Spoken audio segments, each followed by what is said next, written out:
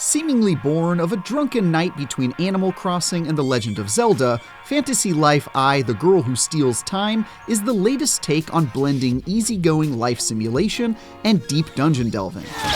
With its dangerously bingeable RPG mechanics and seemingly endless supply of charm, this cozy adventure stole plenty of my time, almost without me even noticing. The characters and story are both wonderfully goofy and much more substantial than I'm used to seeing in this genre. Extraordinary. The process of leveling up your various individual jobs is really easy to get lost in, and it absolutely nails the balance between slice-of-life cozy activities, village building, and its more action-packed tasks, so I never found myself bored by any of them. After more than 50 hours chopping trees and slaying bosses, this has quickly become one of my favorite games of the year.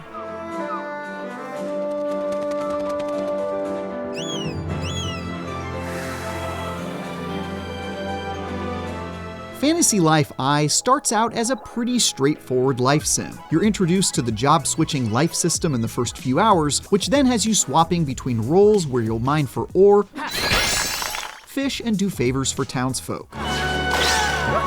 But just as I started to think, okay, I've seen this sort of thing before, it threw a curveball into that formula in the form of a giant open world map full of brightly colored monsters to battle and puzzles to solve. Then just a few hours after that, it sent me to an island to build my own village, lulling me back into a false sense of understanding before once again pulling the rug out from under me by introducing roguelike dungeon crawling mechanics. This process of familiarity followed by delightful surprise repeats itself again and again, to the point where I was never sure what the next hour would bring.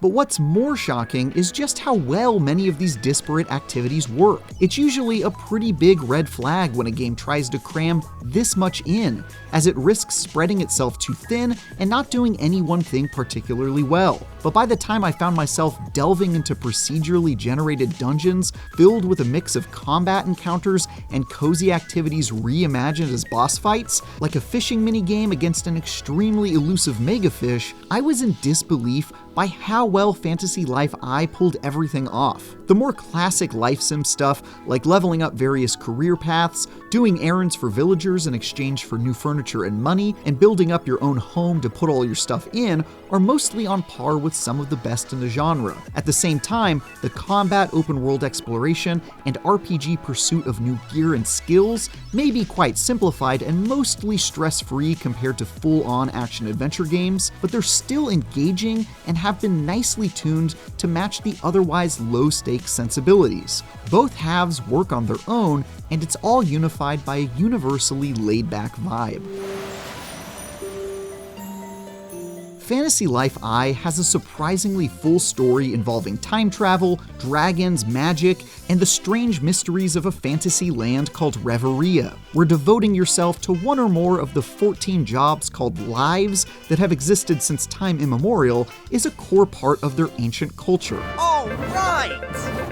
It's silly, over the top, and fairly predictable, but also much better written than I was expecting and had enough interesting moments to keep me invested throughout its fairly short runtime. The know-it-all archaeologist Edward is an entertaining companion to have at your side during the plot's most important moments, and a smarmy-mouthed bird named Trip never wears out his welcome with sassy banter as your sidekick. Hey, watch it! The third act does drag a bit and ends in just about the most cliche way imaginable, but it's still more substantial and mostly successful in a genre where story is typically the last priority, if it's even a focus at all. So it was a nice change to see it leaned into here. Though you'll spend some of your time saving the world in the main story, much more of your attention will be paid to the day-to-day business of leveling up your skills and helping out the residents of Reveria. Like any good life sim, once you start the grind, it's quite difficult to put down, as you leap from one profession to the other, unlocking new abilities, materials, and schematics as you go. The actual mechanics of doing all these cozy chores is nothing we haven't seen in plenty of other life sims. You'll catch bugs, reel in fish with a rod, and play a crafting minigame when it's time to put it all together. but it's all still oddly hypnotizing in just the right way. Like how I can never seem to pull myself away from the mundane day-to-day of The Sims. That said, the grind in Fantasy Life I is pretty intense, and I did find myself occasionally annoyed by just how many trees I was expected to chop down and vegetables I was asked to farm in order to make what I needed for the next mission or upgrade. It can be especially irksome when it comes time to craft it, since every crafting life has an identical mini-game where you spam one button.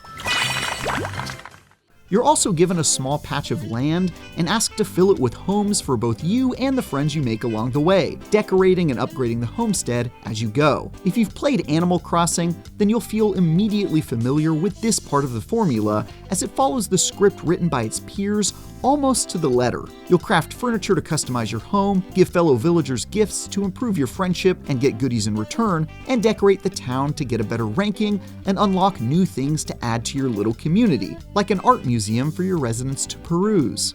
This aspect is a lot more shallow than something like New Horizons. Residents don't have much unique dialogue, there aren't different weather or seasonal patterns, and there's far less to do when managing the quite compact area you're allowed to settle. But it's definitely still serviceable and a nice way to spend your time in between hard shifts at the smithing forge and adventuring out in the world. Fantasy Life I leans into the action-adventure RPG side of things harder than I've seen in other hybrid life sims, with 4 of the 14 lives devoted just to combat, all of which are chock full of compelling abilities to unlock that make your battles easier. It's also pretty neat how the adventuring components feed right back into the life sim mechanics, encouraging you to return to town and craft a new sword or staff to improve your combat efficacy as you slay beasts and complete quests to advance these careers. There's not a whole lot to fighting beyond dodging, blocking, and spamming the same attacks. Plus, it's always very easy, but it's still nice to take a breather from collecting fruit and watering plants to slap around a giant red dragon for a while. Here, use this! The open areas you're let loose to explore are brimming with resources to collect, enemies to fight, and the rare, extremely light puzzle to solve. They are very effective as a more adventurous outlet after hours of crafting and chatting with townsfolk. You'll scale mountains to reach a rare mineral you saw glinting in the distance, chase down mimics filled with loot, and find little shrines that unlock companion characters when you complete their minigame, like a game of Simon Says or winning a timed boss battle. These companions will join your homestead and accompany you on your adventures, and are a really awesome addition to both adventuring and leveling up your life sim skills. You can have up to 3 tag along with you at a time too, each of whom specializes in a life and will aid you in practicing it. Thank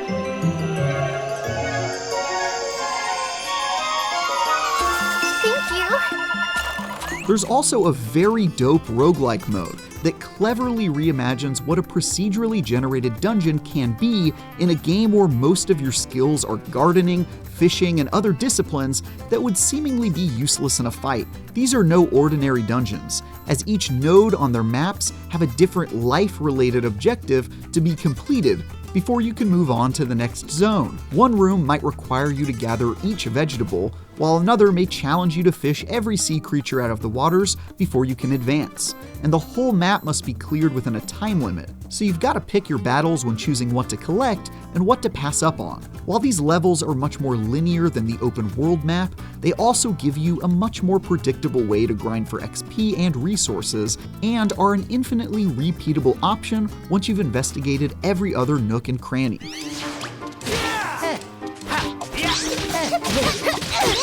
Like many life sim games, Fantasy Life I also has multiplayer that's unfortunately treated mostly as an afterthought. You can have friends or strangers visit your settlement to show off what you've built, but they aren't able to do a whole lot except look around. They can at least accompany you to one of the maps to assist with cozy activities or help you take down bosses in the open world, but for whatever reason, they force you to end the activity after a certain period of time, regroup, and launch again, which is just really odd. It's really nice to be able to adventure with friends, but in a game that nails most of what it attempts otherwise, this aspect definitely feels a bit bare bones.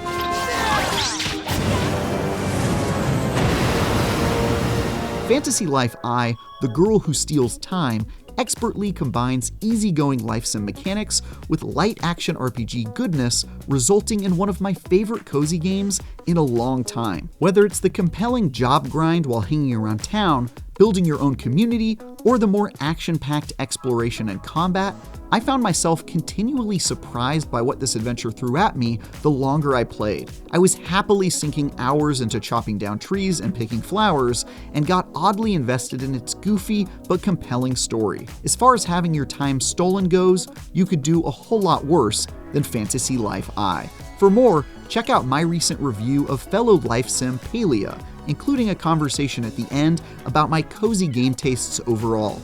Or for something a lot less cozy, watch our review of Elden Ring Night Reign. And for everything else, stick with IGN.